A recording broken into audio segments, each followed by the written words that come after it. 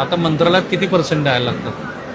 मंत्रालयात तरी 5% आसपास द्यावे आणि लागतात. खाली किती वाटावे लागतात? खाली पण जातात तरी 16% आसपास असतात. 16%. 16% आसपास जातात. 16%. मग दोघांकडनं समजून घेऊ आपण. जेईला किती?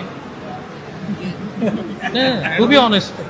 JE ना 2%. एईला EE ना 2%. पुढं प्रत्येक टेबलला लाखाला 100 रुपये असं नाकाला समोर एवढं सगळं करून सगळ्यांना देऊन GST 18% हां. आणि मग राहिलेलं आपण काम करायला आणि ते अगोदर पैसे घेतात मग हत्या हे सगळ्या पक्षाच्या मंत्र्याकडे आहे. भाजपमध्ये पण आहे. सगळीकडे ते जे सांगतात आम्ही काय पार्टी विथ डिफरन्स वगैरे असं. आरोपी ताब्यात असल्याची वा, चर्चा. म्हणजे भाजपचे पहिल्यांदा आहे. तालुक्यातील नंतर 2 नंबरला का सगळे 2 प्रेम संबंधाच्या वादातून एका तरुणाची सगळे एका लाईनला आहे. धारदार कुणी कुणाला नावं हत्या ठेवायचं झाल्याची नाही. धक्कादायक घटना आमदार खासदारच सोमवारी होते. 15 जून रोजी उघडकीस आली. या हे बरोबर आहे. घटनेमुळे हो, 100% भाजपाला जास्त झालं. अरे शुअर मृत तरुणाचे नाव सचिन मोतीराम चौरे असे आहे.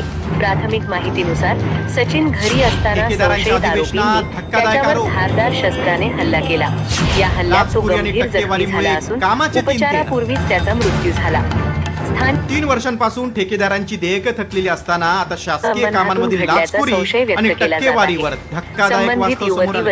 विशेष म्हणजे ठेकेदारांनी हा टक्केवारीचा प्रकार समोर आला. कोल्हापुरात ठेकेदार महासंघाच्या अधिवेशनात कंत्राटदारांनी मात्र घटनेमागील नेमके कारण अद्याप स्पष्ट नसल्याचे पोलिसांकडून तपास सुरू आहे.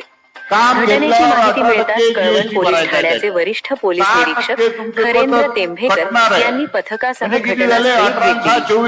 पोलिसांनी पंचनामा करून मृतदेह ताब्यात घेतला. शवविच्छेदनासाठी कळवण उपजिल्हा रुग्णालयात पाठवण्यात आला. घटनेनंतर संतप्त ग्रामस्थांनी रुग्णालय व पोलीस ठाणे परिसरात मोठी गर्दी केली होती. कायदा व सुव्यवस्था राखण्यासाठी पोलिसांनी आवश्यक बंदोबस्त ठेवला असून नागरिकांना शांतता राखण्याचे आवाहन केले आहे. दरम्यान या प्रकरणी कळवण पोलीस ठाण्यात गुन्हा दाखल करण्याची प्रक्रिया सुरू असून संशयित आरोपी पोलिसांच्या ताब्यात असल्याची माहिती सूत्रांकडून तुम्ही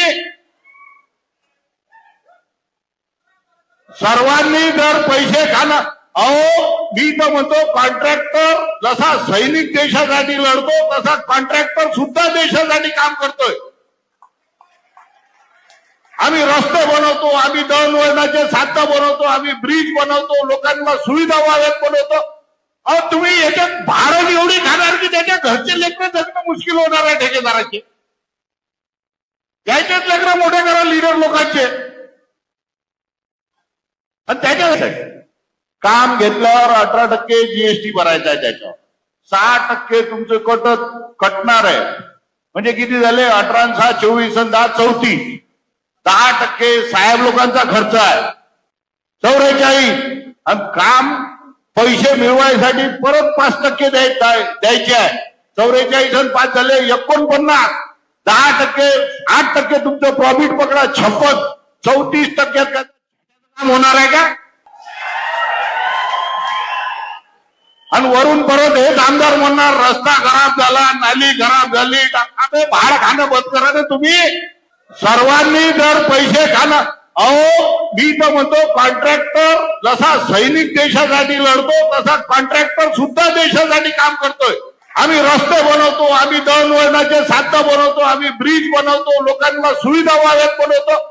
तुम्ही याच्यात भाडं एवढी खाणार की त्याच्या घरचे लेकरं जगणं मुश्किल होणार आहे ठेकेदाराचे. वरपासून खालपर्यंत पैसे देण्यात 40 ते 50% रक्कम जाते असा धक्कादायक आरोप यवतमाळच्या ठेकेदार संघटनेच्या अध्यक्षांनी केलाय.